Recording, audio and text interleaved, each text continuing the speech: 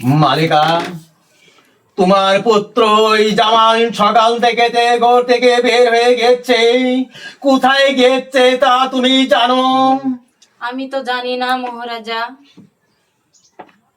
তাহলে জামাল কোথায় গেল এখন পর্যন্ত আসে না, তার কারণ কি? জামাল, বাবা বাবা, কিসের জন্য ডাকছেন? দূর হয়ে যা শয়তান কলঙ্কিনী পুত্র। হাতে দড়ি পায়ে পরি মেরা নায়া মারে গো আবা।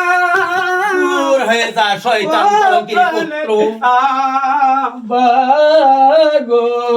দূর হয়ে যা শয়তান মালিকা, ওই পোলাকে নিয়ে একদম নদীর কিনারে নিয়ে ভেসে দিও। এই পুত্রর আমার কোনো দরকার নেই। কি কলঙ্কিনী করছেন পুত্র। মহারাজা? ও তো আপনারই সন্তান। দড়ি পায়ে পরি মেরা নাম আমারে মেরা নামে রহনা গোয়াব। হয়ে যা শয়তান কলঙ্কিনী পুত্র মালিকা, আমার এই ছেলেকে অপমান করছে। ও তো আপনারই আমার ঘরে সন্তান। থাকা দায় মালিকা, আমি কিচ্ছুই বুঝতে পারি না। হাতে দড়ি পায়ে পরি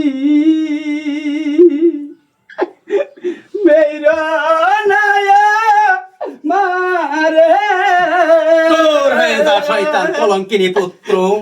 বিনা দুষে হইলাম গো দোষী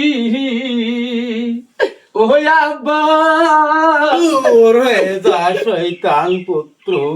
মহারাজা, ও তো আপনারই সন্তান, ওকে কি ক্ষমা করা যায় না?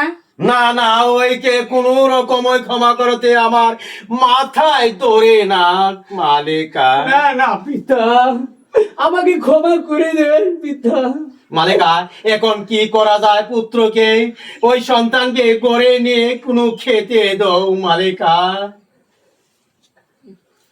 ওকে আমি ক্ষমা করে দিলাম, ওই রকম কলঙ্কিনী কোন ওই জীবনের মধ্যে আর দেখি না। মালিকা, তুমি ঘরে নিয়ে তোকে খাবার দেও মালিকা।